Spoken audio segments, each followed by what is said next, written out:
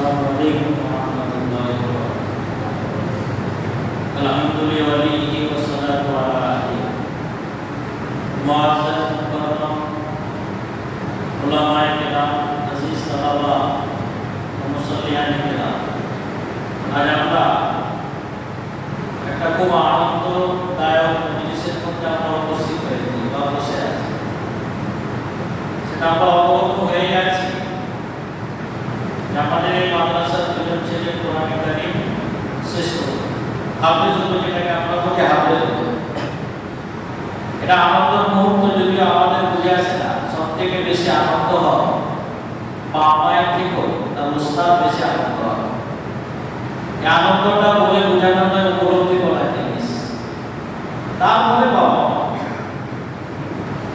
যারা হাফেজ হয় তাদের বিষয়ে তো আমরা বারবার শুনে আসছি যে আমাদের কঠিন মুসিবতে এই হাফেজদের বাবা মাকে নোটের টুপি পরানো হয়। আর যেদিন কিয়ামতে আল্লাহর সম্মুখে কথা বলার মতো কারো ক্ষমতা থাকবে না, ইয়াউমা ইয়াকুমুর রূহু ওয়াল মালাইকাতু সাফফান লা ইয়াতাকাল্লামুনা, কেউ আল্লাহর সম্মুখে কথা বলার মতো কারো ক্ষমতা থাকবে না। সেই দিন আল্লাহ যাদেরকে অনুমতি দিবেন, ইল্লা মান আযিনা লাহুর রাহমান ওয়া ক্বালা সাওয়াব, তারা বলবে এবং সঠিকটাই বলবে। সেই দিন আল্লাহ কিছু মানুষকে সুপারিশের ক্ষমতা দিয়ে রাখবেন। তার মধ্যে হাফেজে কোরআনগুলো, তাদেরকেও সুপারিশের ক্ষমতা দিবেন আল্লাহ। কি ক্ষমতা দিবেন?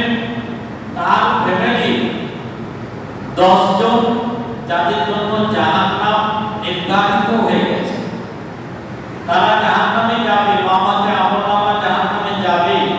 এরকম একটা হাফেজ সাহেবকে 10 জন জাহান্নামের উপযুক্ত মানুষগুলোকে সুপারিশ করার ক্ষমতা দিবেন এবং সেই জাহান্নামের লিস্টে নাম কাটিয়ে তাদেরকে জান্নাতে নিয়ে যেতে পারবে। কত বড় সৌভাগ্যের কথা! আর তার বাবা নূরের টুপি পরে নেয়। কিয়ামতবাসী অবাক হবে, এই তো ভালো দিন আমল করেন, খেটে খাওয়া মানুষ, চাষবাস করে, রিক্সা চালায়, ভ্যান চালায়, আজকে নূরের টুপি পরে বসে কি ব্যাপার? তখন তাদেরকে বলা হবে, এরা দুনিয়ার ছেলেদেরকে হাফেজে কোরআন বানিয়েছিল। আর হাফেজে কোরআনের মর্যাদা কি? আল্লাহ রাসূল বলেন, তাদেরকে বলা হবে পড়তে যাও, জানতে যাও। তার মানে কোরআন শুরু করো আলহামদুলিল্লাহি রাব্বিল আলামিন, পড়ো, মঞ্জিল উপরের দিকে বর্তবা, উপরের দিকে চড়তেই থাকো। সূরা নাস শেষ করবে, মর্যাদা সর্বোচ্চ জায়গায় গিয়ে পৌঁছে যাবে। আর কিয়ামতের দিনে জান্নাতীদের মধ্যে কোনো জিনিসের কষ্ট হবে না, একটা জিনিসের আফসোস হয়ে যাবে। সেটা কি? যে যেই জান্নাতি যেই জায়গায় থাকবে প্রত্যেকের আফসোস হবে, আল্লাহ একটু দুনিয়ায় ভালো কাজ করলে আরো আমার কোয়ালিটি জান্নাতে যেতে পারতাম, এর থেকে আরো উপরে জান্নাতে যেতে পারতাম। কিন্তু সেই দিন হাফেজে কোরআন জান্নাতের সর্বোচ্চ একবারে যে জায়গাটা থাকবে, পড়বে, কোরআন পড়তে পড়তে পড়তে পড়তে আল্লাহ তাকে সম্মানিত করবে। এই জন্য হাফেজে কোরআন ভাই দিন শিক্ষা আমার আপনার প্রত্যেকেরই জরুরত, কিন্তু আমাদের বুঝে আসে না। জরুরত কতটা? আমার দুনিয়াটা জরুরত মনে করি, এই দিন শিক্ষাটা জরুরি মনে করি না। আমার যে ছেলেটা কবে কিছু জানে না, কিছু করতে পারে না, তাদেরকে মাদ্রাসায় পাঠিয়ে দিই, কিন্তু এটা উচিত নয়। আমাদের ভালো ছেলেটাকে পাঠানো। আমি একটা বাংলাদেশের খবর পড়েছিলাম বছর 3 আগে, বিশ্ববিখ্যাত একজন কলেজের প্রফেসর, সে তার একমাত্র সন্তানকে হাফেজ বানাচ্ছে। মাদ্রাসায় গিয়ে ভর্তি করা হচ্ছে, মাদ্রাসার শিক্ষক নাজিম সাহেবরা জিজ্ঞাসা করছে যে একটা কথা বলি আপনাকে, বলেন, আপনার তো একটাই সন্তান, আপনি আপনার ছেলেকে আপনার মতো প্রফেসর করবেন, লেকচার করবেন, তাড়া করে আপনি হাফেজ পড়াচ্ছেন, এটা তো অবাস্তব মনে হলো। মানে আমারও মাথার মধ্যে এই জিনিসটাই ছিল যে মাদ্রাসায় পড়াবো, মাদ্রাসায় আর কি টাকা বেতন, সংসার কিভাবে চলবে, এই মানসিকতা আমাদের মনে হয় হাফেজ মোহাম্মদের সংসার চলে না। তো সেটা আমার বললো, আমারও মানসিকতা এটাই ছিল। কিন্তু যেদিন আমার বাপ মারা গেল, আমি বাপের কবরের সামনে গেলাম, জানাজা তো পড়াতেই পারলাম না, কারণ আমি কিছুই জানি না। বাপের কবরের সামনে গিয়ে কবরে নামবো, আমার বাপকে কোলে করে মহব্বতের সাথে নামাবো, সেই সাহসটা হলো না। কোন রকম কবরে মাটি দেওয়ার পরে দুই হাত তুলে আল্লাহকে কিছু বলে দোয়া করবো, আমি তো কিছু জানি না। বাংলায় ঘন্টার পর ঘন্টা লেকচার দিয়ে দেবো, কিন্তু আপনার ইসলামের সরাসরি সে দু কথা আল্লাহকে বলবো, আমার সে যোগ্যতা নেই। ওই জায়গায় দাঁড়িয়ে আমি প্রতিজ্ঞা করেছিলাম যে আমার একমাত্র সন্তান, আমি যাই করি না কেন,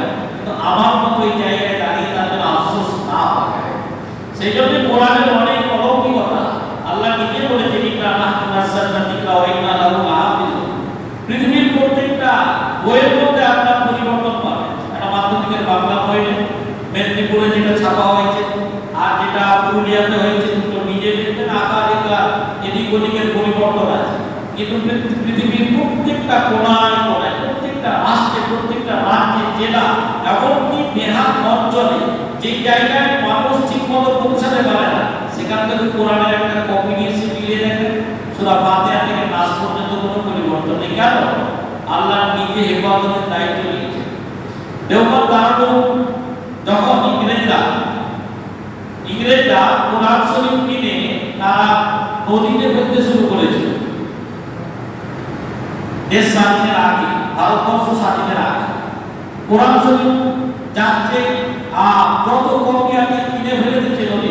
একজন বয়স্ক দোকানদার বলে, বাবা তুমি তো মুসলিম নও, তারপরও এত কোরআন কিনতে গেল? বলে, বাবা একটা কথা বলতো, কাউকে বলবেন না? তো বলে না। বলে, আমাদের একটা পরিকল্পনা, মুসলমানের হাতে কোরআন থাকবে তো মুসলমান ইমানের উপরে চলতে পারবে, কোরআনটাই রাখবো না আর যাতে করে ইমান হারা হয়। আমরা কোরআনগুলো কিনে পুরো নদীতে ফেলে দিচ্ছি যাতে করে কোরআনটা বাকি না থাকে। তো বয়স্ক দোকানদারটা হেসেছিল, বলে আসতে গেল? বলে, তুমি পৃথিবীর কোটি কোটি কোরআনের কপিগুলো ফেলে দিবে, কিন্তু কোটি কোটি হাফেজের সিনাতে কোরআন সংরক্ষিত আছে, এটা ভাবে ফেলে দিতে সম্ভব না। তো ধ্যান রেখেছিল। অতএব আল্লাহ পাক এই কোরআনকে যেমন লৌহে মাহফুজে আছে, নবীর উপরে অবতীর্ণ হয়েছিল, সেই কোরআন আজও আছে, কিয়ামত অবধি থাকবে।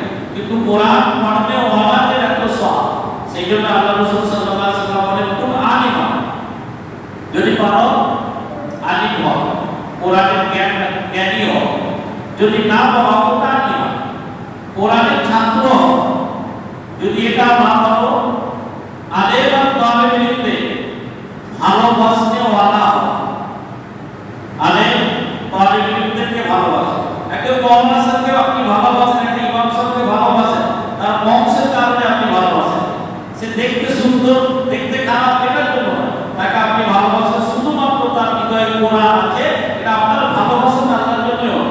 তো নবী বলেন 3 নম্বর হলো তাদেরকে ভালোবাসো, 4 নম্বর হলো যে তুমি তাদের সাহায্যকারী হও, তালিবদের আলেম ওলামাদের সাহায্যকারী হও।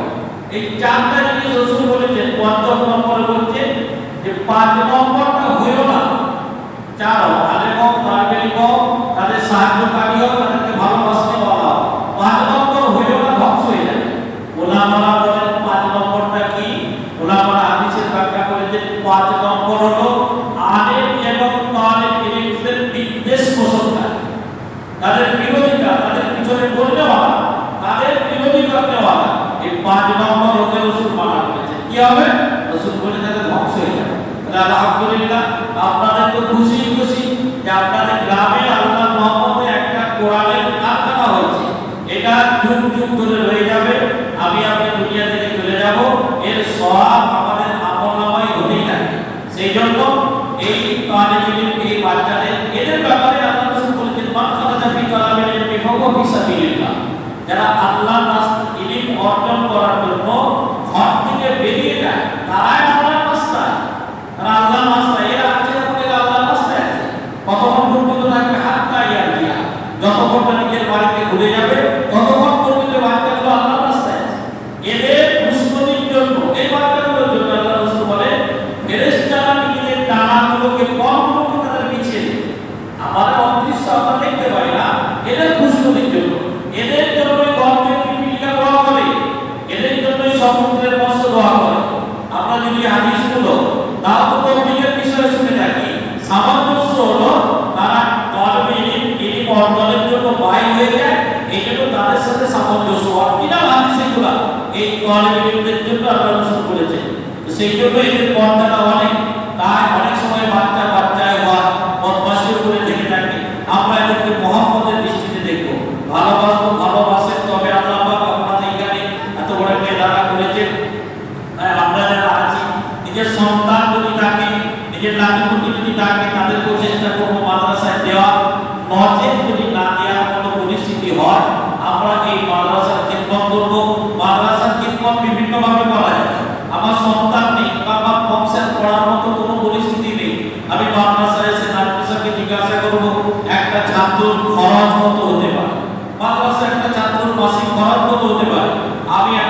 ছাত্রর পিছনে যদি খরচটা দিয়ে যায়, তাহলে আমি একজনকে পড়ানেওয়ালা সব আমার আমলনামায় দেওয়া হবে। কিয়ামতের মাঠে জিজ্ঞাসা করা হবে যে কোথায় আমাদের মহব্বতকারী, তারা কোথায় আছে? অর্থাৎ এরা যে জান্নাতে যাবে বা এদের আত্মীয় দশজনকে নিয়ে যাবে, বাকি আমরা পড়ে থাকবো না। আমরা যারা এদের পিছনে মেহনত করেছিলাম, আমাদের পুষ্টি চাওয়া থেকে নিয়ে ছোট ছোট আমরা সরকার নাম থেকে নিয়ে এদের পিছনে খরচ করেছিলাম, এরও প্রতিদান পাবো। সেই জন্য আমরা সকলে এই মাদ্রাসা যতদিন আমরা বাঁচবো, দোয়া দেওয়া সার্বিকভাবে আমরা যেমন সাহায্য করি, তার সাথে সাথে মাদ্রাসার জন্য সবসময় দোয়া করবো ইনশাআল্লাহ। আর হাফেজি কোরআন যারা তাদের ওয়ালিদাইন, তাদের বাবা মায়ের জন্য তো আল্লাহ রাসূল খুশখবরি দিয়েছেন, আমরা দোয়া